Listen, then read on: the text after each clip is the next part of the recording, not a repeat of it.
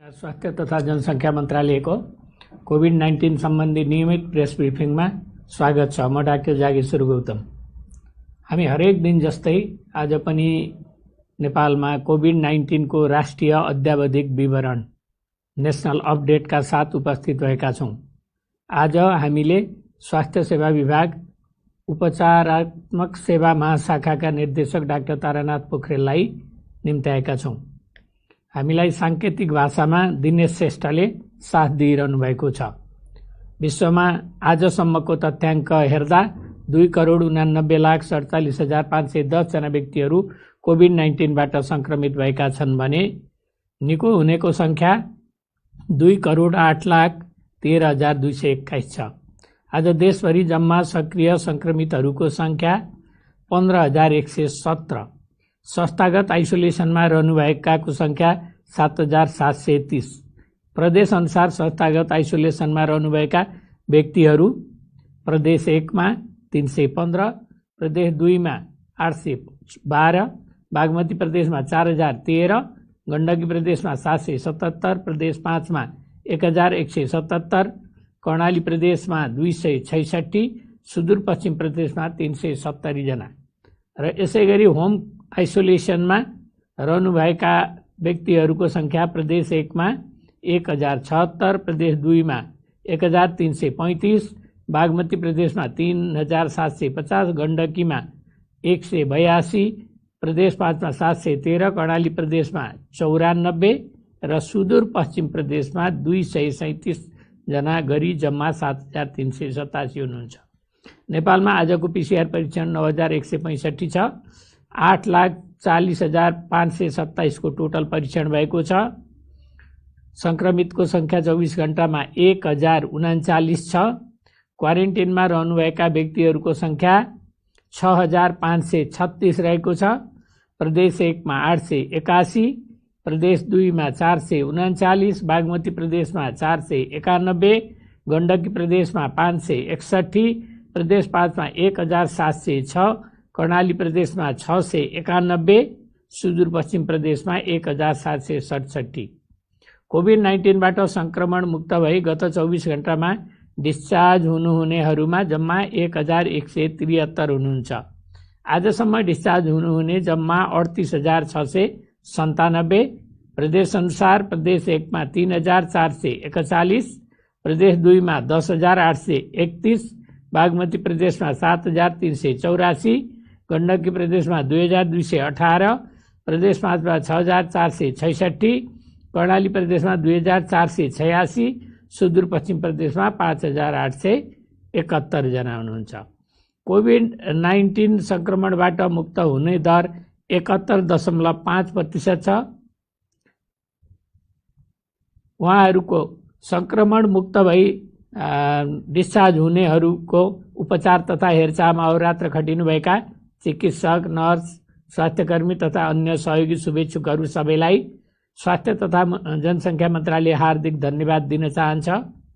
हामीलाई 2वटा कल सेन्टरबाट 1,148 वटा कल प्राप्त भएका छन्।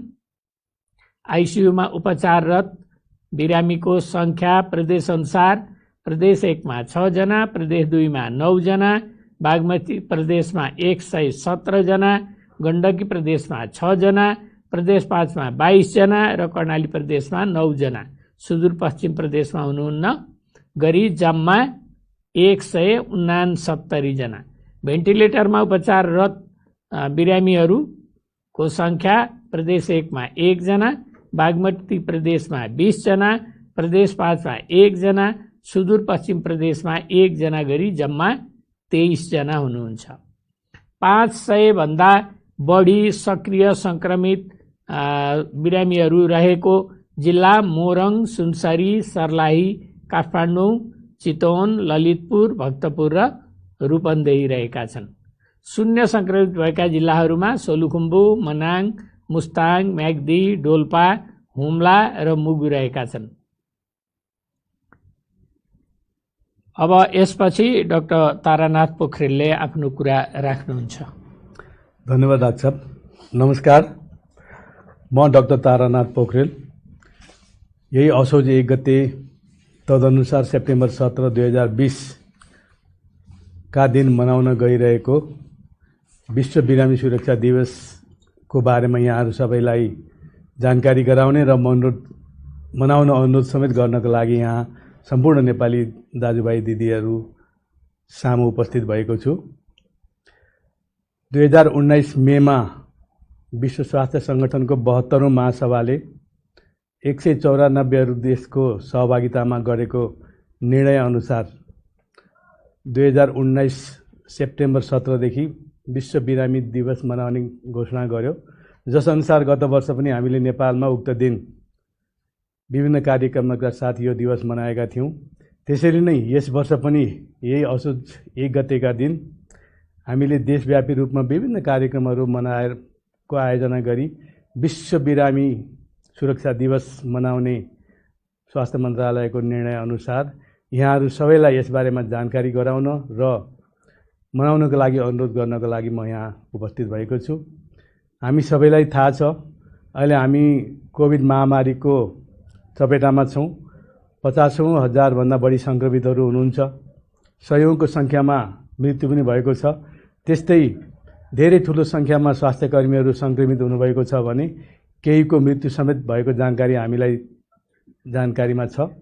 त्यसैले स्वास्थ्य सेवा लिन आउनुहुने बिमारीहरू, उहाँहरूलाई उपचार गर्न खटिनुभएका अहोरात्र खटिनुभएका स्वास्थ्यकर्मीहरू, उहाँहरू सबैलाई सुरक्षित राखेर मात्रै हामीले बिरामीहरूको सुरक्षा गर्न सकिन्छ भन्ने मान्यताका साथ यो वर्ष पनि विश्व बिरामी सुरक्षा दिवस हामी मनाउन गइरहेका छौँ। यो वर्षको मूल विषय स्वास्थ्यकर्मीहरूको सुरक्षा, बिरामीको सुरक्षाको प्राथमिकता भन्ने रहेको छ। त्यस्तै सुरक्षित स्वास्थ्यकर्मी, सुरक्षित बिरामी भन्ने मूल नारा रहेको छ र स्वास्थ्यकर्मीको सुरक्षाको लागि सबै बोलौँ भन्ने आह्वानका साथ नेपालभरि नै स्वास्थ्यकर्मीहरूको सुरक्षाका लागि आवाज उठाउँ, स्वास्थ्यकर्मीको सम्मान गरौँ भन्दै विभिन्न कार्यक्रमहरूका साथ तीनै तहमा यो कार्यक्रम मनाउनका लागि म सम्पूर्ण नेपाली दाजुभाइहरूलाई अनुरोध गर्दछु। विशेष गरी तीनै तहका नीति निर्माणमा रहनुभएका जनप्रतिनिधिज्यूहरूलाई बिरामी सुरक्षा, स्वास्थ्यकर्मीको सुरक्षाको लागि नीति निर्माणमा सहयोग गर्नको लागि आह्वान गर्दछु। त्यस्तै स्वास्थ्य व्यवस्थापनको तहमा रहनुभएका विभिन्न निकायमा रहनुभएका स्वास्थ्य व्यवस्थापकहरूलाई स्वास्थ्यकर्मीको सुरक्षा सँगसँगै बिरामीको सुरक्षाको लागि व्यवस्थापन गर्नको लागि अनुरोध गर्दछु।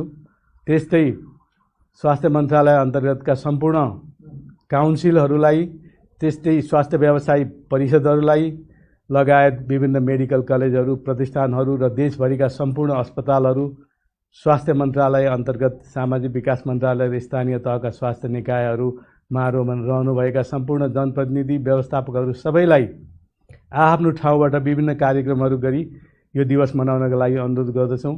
यसको लागि हामीले स्वास्थ्य मन्त्रालय मार्फत निर्णय गरे अनुसार सम्पूर्ण सबै प्रदेशहरूलाई, प्रदेश निर्देशनालयहरूलाई, सामाजिक विकास मन्त्रालयहरूलाई र स्थानीय तहहरूलाई यो सम्बन्धी कार्यक्रमहरू कसरी मनाउने भनेर क्रियाकलापहरू र यसको अवधारणाबारे पत्र तुरुन्तै पठाउँदैछौँ र पठाउनेछौँ र ती कार्यक्रमहरू आयोजना गर्ने, मनाउने आफ्नो प्राथमिकता आधारमा र आफ्नो समय र स्रोत साधनलाई व्यवस्थापन गरेर कार्यक्रम मनाउनु हुन विभिन्न नाराहरू समेत हामीले उल्लेख गरेर पठाएका छौँ। ती नाराहरूलाई समेत मान्यता दिँदै विभिन्न खालका पोस्टर पम्पलेटहरू टाँसेर यो सम्बन्धी जनचेतना जगाउन, सञ्चार माध्यमहरूको प्रयोग गरी विभिन्न खालका जनचेतना अभियान जगाउने खालका कार्यक्रमहरू गर्न म आह्वान गर्दछु। विशेष गरी यो कार्यक्रमको मुख्य उद्देश्य भनेको बिरामी सुरक्षा भनेको के हो, स्वास्थ्यकर्मीको सुरक्षा भनेको के हो, यसबारेमा थाहा पाउन, सम्पूर्ण नेपाली दाजुभाइहरूलाई चाहिँ यसबारेमा जानकारी गराउन, यसको महत्त्वबारे नेपालभरि नै महसुस गर्न, थाहा पाउन, त्यस्तै नीति निर्माणको लागि सहयोग पुर्याउन, व्यवस्थापन गर्नको लागि र अहिले विभिन्न ठाउँमा अहोरात्र बिरामीहरूको सुरक्षाको लागि खटिनुहुने स्वास्थ्यकर्मीहरूको लागि कहिलेकाहीँ विभिन्न खालका घटनाहरू घटेको हामीले सुन्ने गरेका छौँ। स्वास्थ्यकर्मीहरूलाई अवरोध पुर्याउने, अपमान गर्ने, दुर्व्यवहार गर्ने जस्ता घटनाहरूले गर्दाखेरि स्वास्थ्यकर्मीहरूलाई बिरामीहरूको सेवामा खटिएर उपचार गर्नलाई अवश्य पनि गाह्रो हुन्छ। यो कुरा हामी सबैले बुझेका छौँ। त्यसैले यो वर्षको मुख्य नारा नै सुरक्षित स्वास्थ्यकर्मी, सुरक्षित बिरामी रहेको हुनाले यसरी खटिने स्वास्थ्यकर्मीहरूको सुरक्षाको लागि, भौतिक सुरक्षा र व्यक्तिगत शारीरिक सुरक्षाको लागि व्यवस्थापन गर्दै सम्पूर्ण बिरामीहरूको सुरक्षाको व्यवस्था मिलाउनको लागि यो कार्यक्रमको आयोजना गरिएको हो। सम्पूर्ण नेपाली दिदीबहिनी दाजुभाइहरू, नीति निर्माण तहमा रहनुहुने जनप्रतिनिधिहरू, व्यवस्थापकहरू लगायत सम्पूर्ण बिरामी लगायत स्वास्थ्यकर्मीहरूका सङ्गठनहरू, नागरिक सोसाइटीका सङ्गठनहरू सम्पूर्णलाई फेरि पनि यो कार्यक्रम सप्ताहव्यापी रूपमा विभिन्न कार्यक्रमहरू आयोजना गरी मनाउनको लागि अनुरोध गर्दछु। हामीले केही कार्यक्रमहरूको आयोजना गरेका छौँ। अहिले हामीले यो सप्ताहभरि नै विभिन्न सञ्चार माध्यमहरू मार्फत यसबारेमा जनचेतना जगाउने खालका कार्यक्रमहरू प्रसारण भइरहेका छन्। त्यस्तै विभिन्न सञ्चार माध्यमहरूमा छलफलका कार्यक्रमहरू, पत्रकार अन्तर्क्रिया, प्रेस रिलिज जस्ता कार्यक्रमहरू पनि प्रसारण हुनेछन्।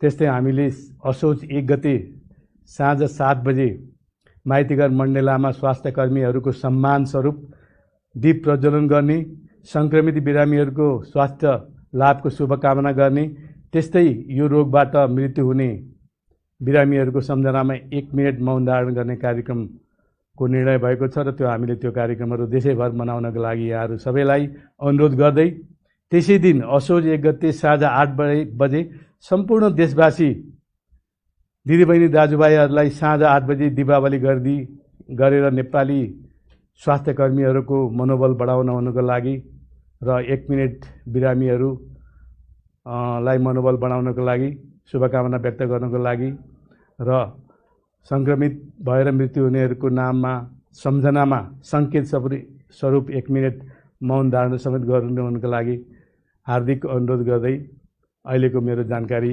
यहीँ अन्त्य गर्छु। धन्यवाद। धन्यवाद डाक्टर तारानाथ पोखरेलज्यू। र केही जानकारीहरू प्राप्त भएका छन्। अन्तर्राष्ट्रिय र राष्ट्रिय बजारमा रियल टाइम यो पिसिआर टेस्ट सम्बन्धी यसको शुल्क चाहिँ पुनरावलोकन गरिएको छ। बजारमा रिएजेन्ट र अन्य सामानहरूको मूल्य घटेको आधारमा यो संशोधन गरिएको हो। कोभिड-19 को पिसिआर परीक्षण शुल्क सबै प्रयोगशाला, सबै भन्नाले पब्लिक, प्राइभेट, सरकारी, निजी सबै प्रयोगशालाको लागि शुल्क सबै शुल्क सहित अधिकतम रु 2000 रुपियाँ तोकिएको छ। र अर्को बङ्गलादेशबाट प्राप्त भएको रेमडेसिभिर औषधि नेपाल स्वास्थ्य अनुसन्धान परिषदको निर्देशिका अनुसार रेमडेसिभिर प्रयोग गर्न सूचीकृत भएका अस्पतालहरूमा बिरामीको चाप अनुसार वितरण गर्ने र त्यसको सम्पूर्ण विवरण नेपाल स्वास्थ्य अनुसन्धान परिषदले प्राप्त गरी मन्त्रालयमा पेश गर्ने निर्णय भएको छ। र हामीले हाल मात्रै 5000 भाइल रेमडेसिभिर इन्जेक्सन प्राप्त गरेका छौँ र यो पनि मैले जानकारी गराएँ। अर्को जानकारी छ एम्बुलेन्स सेवा सम्बन्धमा। देशभरि सञ्चालित एम्बुलेन्सहरूले एम्बुलेन्सको लागि दिइएको गाइडलाइन अनुसार बिरामी मात्र बोक्न यो सूचना चाहिँ जारी गरिएको छ। एम्बुलेन्स सदुपयोग गर्नुहुन अनुरोध छ। यदि कथम कदाचित एम्बुलेन्स अन्य कामका लागि प्रयोग भएको पाइएमा त्यो एम्बुलेन्सको तुरुन्त दर्ता खारेज गरिनेछ र भविष्यमा उक्त संस्थालाई एम्बुलेन्स सञ्चालन गर्न पनि दिइने छैन। र त्यसकारण एम्बुलेन्स राम्रोसँग सदुपयोग गर्नुहुन हामी अनुरोध गर्दछौँ। अर्को हिजोदेखि आजसम्म यो पिसिआर जाँच 4वटा अस्पतालमा गर्दा फरक फरक रिपोर्ट आएको भन्ने कुरा हामीलाई सूचना प्राप्त भएको छ, गुनासो प्राप्त भएको छ। त्यसको आधारमा स्वास्थ्य तथा जनसङ्ख्या मन्त्रालयले उक्त कुरा के भएको हो भन्ने कुरा यसको जाँच पडताल सुरु गरिसकेको सम्पूर्ण नेपाली दाजुभाइ दिदीबहिनीहरूलाई हामी जानकारी गराउन चाहन्छौँ। र आज पेसेन्ट सेफ्टीको कुरा चाहिँ यहाँ बताउनु भएको छ डाक्टर तारानाथ पोखरेलले। यो हप्ता यस सम्बन्धी कार्यक्रमहरू हुने, एक्टिभिटीहरू हुने कुरा बताउनु भएको छ। बिरामीको उपचार, राइट बिरामीको राइट डायग्नोसिस गरेर राइट पार्टको उपचार राइट औषधि प्रयोग गरी गर्नुपर्छ र राइट इन्भेस्टिगेसन पनि हुनुपर्छ। र यस्तो चिकित्सा विज्ञानमा कहिलेकाहीँ दुर्घटनाहरू भएको चाहिँ घटनाहरू छन्। त्यसो भएर सबै चाहिँ अस्पतालहरूले WHO को पेसेन्ट चेकलिस्ट प्रयोग गर्न, सरकारी र निजी अस्पतालहरू त मलाई थाहा छ धेरैजसो अस्पतालमा यो चेकलिस्ट प्रयोग गर्ने गरिएको छ र कहीँ प्रयोग भएको छैन भने यही अहिलेको अवसरमा पेसेन्ट चेकलिस्ट WHO को मापदण्ड अनुसारको पेसेन्ट चेकलिस्ट प्रयोग गर्नु हुन सम्पूर्ण अस्पतालहरूलाई पनि स्वास्थ्य तथा जनसङ्ख्या मन्त्रालय यो सूचित गर्न चाहन्छ। र हाम्रो सबै चाहिँ रेकर्डहरू, RT-PCR को रेकर्ड, मृत्युको रेकर्ड र अन्य रेकर्डहरू हामीले हाम्रो फेसबुक पेज, ट्विटर र हाम्रो वेबसाइटमा हामीले अपलोड गर्ने गरेका छौँ। त्यसैबाट सूचना प्राप्त गर्नुहुन सम्बन्धित सबैलाई जानकारी पनि गराइन्छ।